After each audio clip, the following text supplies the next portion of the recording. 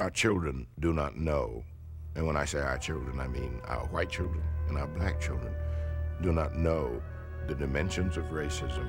They do not know the consequences of slavery. They do not know the special circumstances that attended the black presence in America.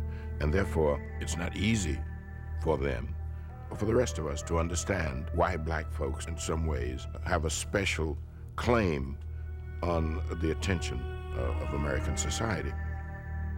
You do not disturb the deceased. You leave our people alone. You let them rest in peace. And if these reasonable and just demands are not met, then at the very least, we should do everything that we can to stop the construction of this building. In the little village in Arkansas in which I grew up, there is a black burial ground, and it was in existence during slavery. I never thought that something would emerge in New York City. I know I have friends who describe the Atlantic Ocean as their Auschwitz. And they do so because it's their belief that many of their ancestors are dead in the Atlantic Ocean. The Middle Passage speaks to this, that arduous journey that Africans took against their will. It all really deals with that place that separated us from our homeland.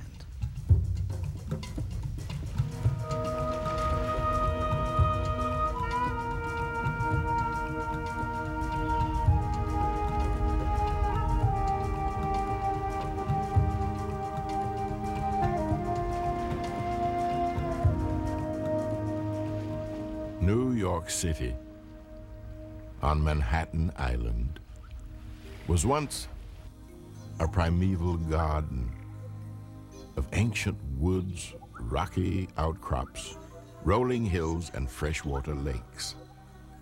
The Dutch were the first Europeans to settle here, and with their presence, the native people were pushed outside the new walls, and a written history began. As the English arrived and the culture changed, the island Manhattan was also transformed physically as the hills were leveled, the coastline expanded, and the lakes filled. The written and visual record also grew. There are many images of the founding fathers, but few images of the men and women who built its foundation. New York finally emerged as a great city of the United States. Its written history is long, but also incomplete. History is a subject that relies primarily on the written record. Thus, it has a tendency to overrepresent literate elites and to underrepresent those persons who are not literate. African Americans would not have as much documented history as other groups because African Americans were not the producers of documents. More than that, the documents that were produced by African Americans were not preserved in a systematic way. When you think about the way in which history is recorded, it tends to focus on people who can either write themselves or who are important enough to be written about. African Americans were nearly 20% of the population of colonial New York, but in the historical record, largely missing or distorted. Most of these African Americans were enslaved. In the summer of 1991, an unexpected and remarkable discovery deep beneath Manhattan's streets offered a new chance to reclaim some of this lost history. There is references to the area in terms of black cemetery, but I didn't know what that meant. I assumed that there was a cemetery that apparently was in what was the then southern part of the Collect, which was in fact the freshwater pond that was there at the outset back in the 16th, 17th century. I kept thinking, I wonder what they're going to find. On the architectural drawing board, a 34-story federal office building was being planned. It was to be built on land purchased from the city of New York by the United States government. When did we know about the Negro burial ground, as it is called in the old papers? In the environmental impact statement, which the government is required to do, they turned up a map that showed the existence of the, quote, Negro burial ground. And the map clearly showed that the burial ground extended, not only covered the site of the 290 Broadway building, but extended for many blocks. The feeling, however, was, and there were many references to this in the documentation, that while the cemetery had existed, that it was no more in existence. When test excavations were begun, we were hopeful that we might find some remains from the burial ground, but we weren't particularly optimistic. Every single lot within that block had had a building built on it in the 19th or 20th century. When you looked at it, your initial reaction was there can't possibly be anything left. Archaeological testing for remains or evidence of the burial ground continued at the site through the summer of 1991. As the summer neared an end, no conclusive evidence of the burial ground had been found, but one location showed promise. The very corner of an alley that existed on the lot called Republican Alley, that had always been an alley ever since it was first developed in the late 18th century. We knew no buildings had ever stood on that alley, so we thought that would be a good place to start. And there we thought there may be 1, 2, or 3 graves. The government never foresaw the amount of skeletons that would be found there.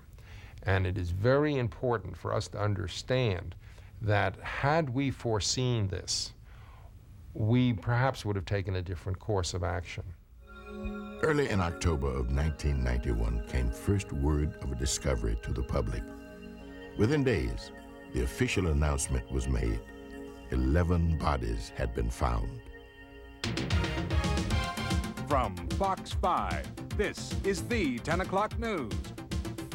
It's a graveyard right in the heart of downtown, and it's already surprising some historians. Jeff Weiser has more in this exclusive report. Mystery is being literally uncovered in Lower Manhattan. While government officials have withheld comment and have sealed the site from the public, Fox News has learned that archaeologists have discovered a historic site at this location at 290 Broadway, where a federal office building is scheduled to be built between Duane and Reed Streets. There, more than 20 feet below Manhattan's streets, was a remnant of the oldest cemetery of African-American men, women, and children ever found in a North American city. The cemetery was in use from the early 1700s and perhaps earlier. The first decision we were faced with was how to remove the skeletons.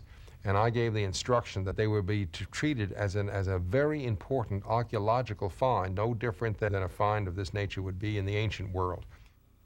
The discovery sent historians scurrying, trying to determine why the surface of the cemetery was so deep below the city and how the burial ground itself had been buried and undetected for more than 200 years.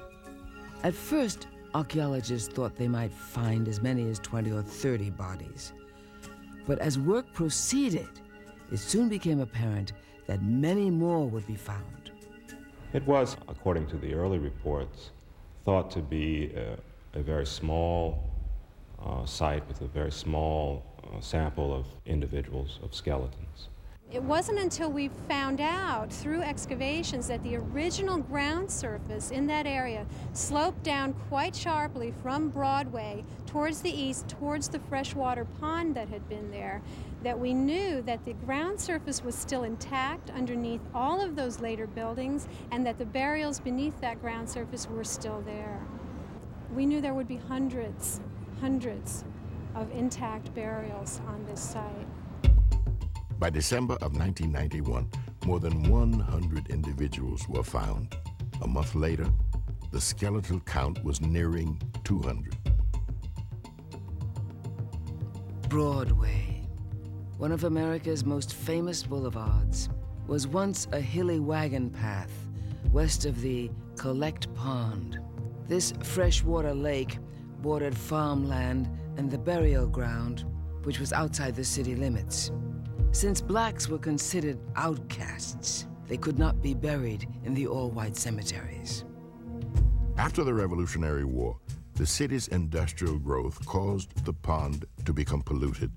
The hilly area around Broadway was leveled, and as the earth was moved to fill in the pond, it also covered the burial ground. This was an area of the city that was reserved mainly for African Americans. In the 18th century, black people were not allowed to be buried in consecrated ground, so this area was reserved for them. As you can see, we're over 20 feet below grade level here. In order to get down to these depths, we use a variety of equipment. We use these very large backhoes to get down the 20 or so feet until we get down to the level where the burials start to exist. Then we use smaller hand tools such as shovels and trowels, and eventually we get down to the real intricate work where we're using dental picks and small brushes and a variety of small equipment like that. The unearthing of the burial ground will provide new information of great importance to both archaeologists and historians. As a historian, when I start thinking about the question of the relationship with archaeology, I'm aware of something, that they are providing information which is going to oblige myself and other historians to begin understanding that we have a vast new source of evidence at our disposal, which we don't fully know how to use. And archaeologists are therefore going to be in the position of having to instruct us. So the archaeologist is simply saying, look, we dig, we find, and this is what we find, and this is what we can more or less tell you about the nature, for example, the way in which these people lived.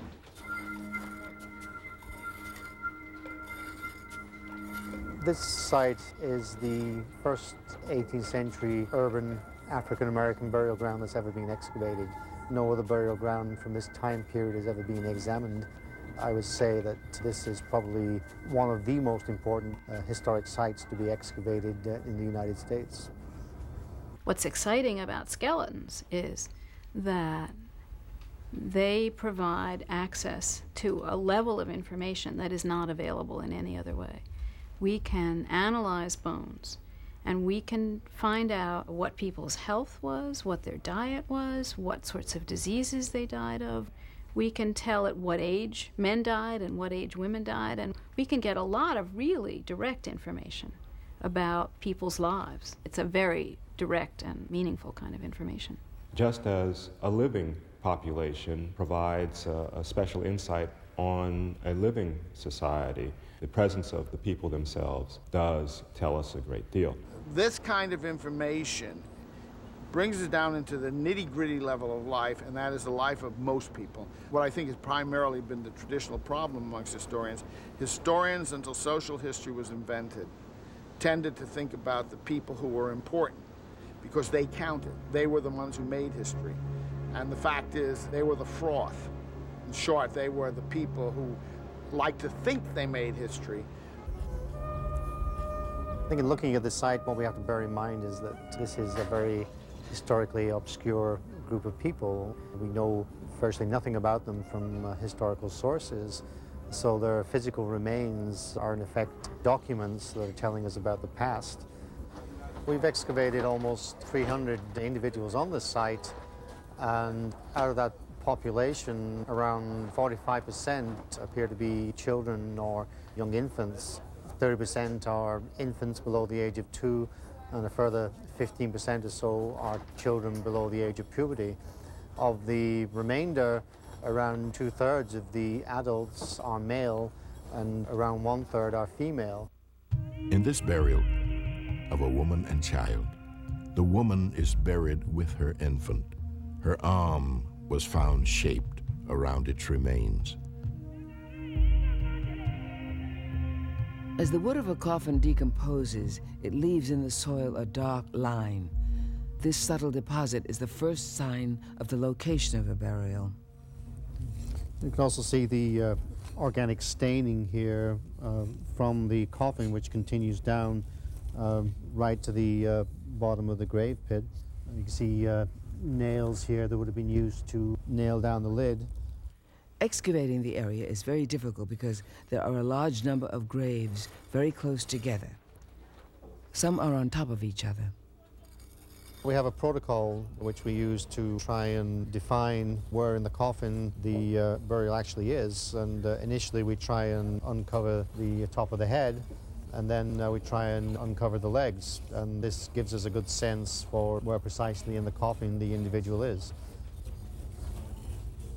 It's important to get as much information as possible in the field, taking data from the skeleton in situ, that is, in place, because as you may be able to see, these remains are very fragile, and it's not possible to avoid fragmentation of the bones as they're removed and wrapped.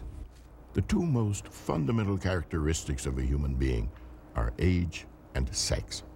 These are the initial properties that anthropologists, scientists who study human culture, try to determine when excavating a burial site.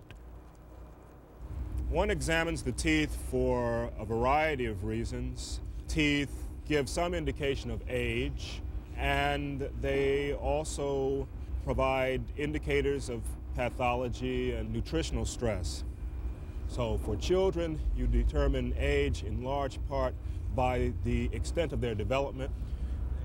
Aging is also influenced by the environment, the work stresses that the individual underwent. In a young person, the vertebral body would be flat, more or less, straight across the margins. But here you see the margins are elevated, and actually they lip or fold over. Dr. Blakey's field analysis suggests a man in his 30s. The ridge of bone or lipping of the spine, caused perhaps from years of work and strain, is more like someone in their 80s. I would be inclined to think that this degree of lipping is more of an environmental, stress-related phenomenon. This is a lot of lipping for someone in their 30s. How are the bones? Not very good. You can see how soft the ribs are in here. The ends of the bones are also very soft in the areas where the bone thins out. There's been some tooth loss before death. The skeletal remains can also indicate the sex of an individual, which helps develop a demographic profile, a set of vital statistics about the population. In this excavation, twice as many adult men as women have been found. The way sex is determined is based on a number of factors. One is differences in the shape of the pelvis. There's an area called the sciatic notch, which is a different shape in males and females. There's an area called the pubic symphysis, and there are differences in the shape of that in males and females. This is possibly a female individual, and she would have been about 18 and very robust. I do find that they lived in a much more physical world than we ever will, and they're stronger individuals and more hardy individuals. And although their lives are so hard, it would be very nice to be that powerful as they were, even though they were perhaps abused for being that robust. The condition of the skeletons varies greatly. Some are virtually intact, while others have nearly completely vanished through the natural decomposition process. In some cases, burials have been intruded upon when another person was buried very close by, and some were disturbed by building construction in the 1800s. In conducting an excavation, any kind of excavation, in essence what you're doing is destroying the material's context as you remove it from the ground. So what we have to do is make a complete a record as possible. And in this case, what we're doing is making a very detailed scale drawing of this burial, so that theoretically we could in fact reconstruct this burial ground completely. In essence, we know the precise location in space of every individual buried here.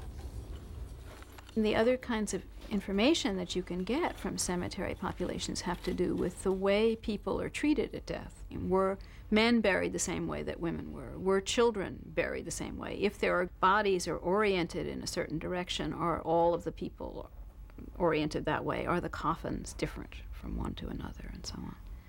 The overwhelming number of burials were discovered with the head oriented to the west.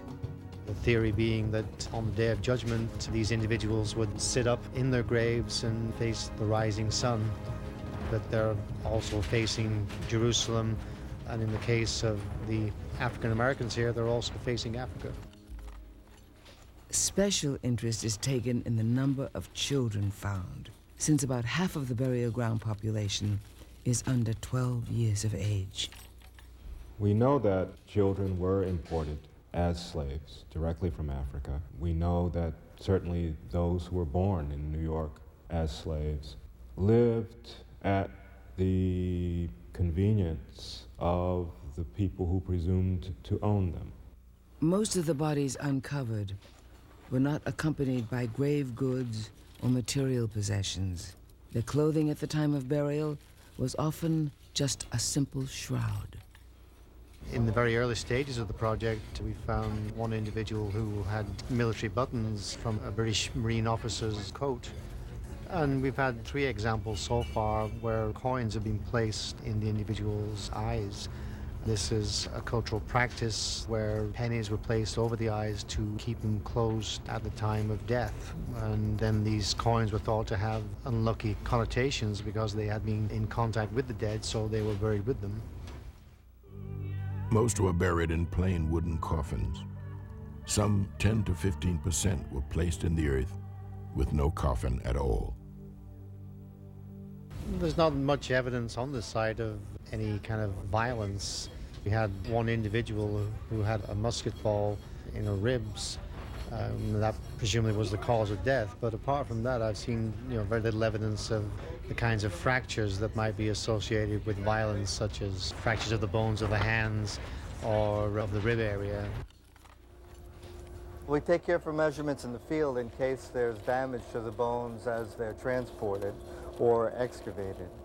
And we also get preliminary analysis as to age, sex, and race from our assessments. Determining the race of an individual from their skeletal remains is a difficult and problematic issue. We determine racial characteristics by looking at various differences that are apparent, usually in the cranium, in the skull of an individual. There are certain characteristics which indicate or suggest that people were of African ancestry or Caucasian or Oriental or whatever. Out of the total population that we've looked at so far, by far the majority seem to be of African ancestry.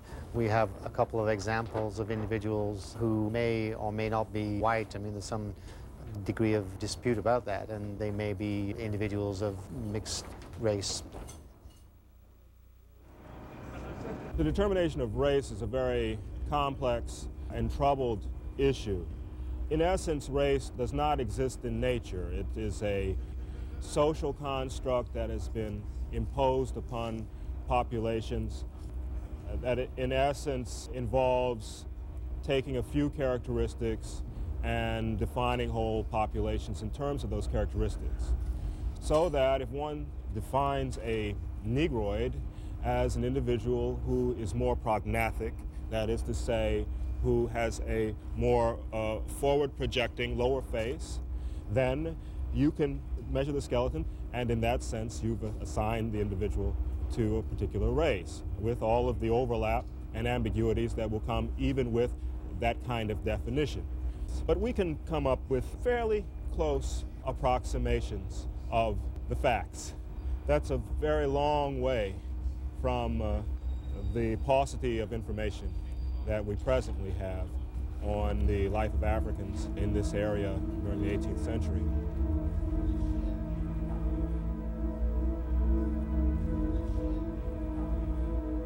This individual, as far as we can tell now, is a female and is wearing, she was buried with 2 beaded bracelets. On the right wrist, there was a bracelet consisting of alternating green and white beads. On the left hand, you can see a few dark beads here. They continue up in here. Dark blue, kind of rounded glass beads with some white glass beads on the strand. Through the archaeological process and later analysis, the significance of field-reported information can change. It was later determined that the beads were not parts of a bracelet, but were actually a lace of beads around her waist. For the scientists, such personal information adds a human dimension to their work with the remains. This individual has filed front incisors, both the upper front and the lower front incisors. The first incisor, to be right here, is filed into a gradual, like an hourglass, a gradual hourglass. And the second incisor, which would be right here, is filed into a peg shape, where both sides just filed. It's almost like a point, but it's more like a dull peg. This indicates tribal affiliations to West Africa, where this was a practice amongst certain tribes. From my own perspective, as a father of young children, I find it sometimes very moving to look down on the remains of young infants and children and speculate on what might have happened to them if they'd lived. One gets a general impression of his face as being, I think, very pleasant. I think that this man would have had fairly striking features in the development of his brow, a fairly strong brow, as they sometimes say. This is just the sort of thing that one thinks about while doing the science, while sitting at the side of an ancestor, trying to understand who that person was, how they lived, what life was like for him or her. In October 1992, some 200 years after the cemetery had been closed, the archaeological dig was permanently stopped due to community and political pressures. More than 400 individual skeletons had been removed from this small preserved area of the cemetery, which was once much larger. Experts estimate over 10,000 men, women, and children were once buried here. At the peak, 65 archaeologists worked to reclaim this historical site. Soon, laboratory examinations would begin to reveal even more.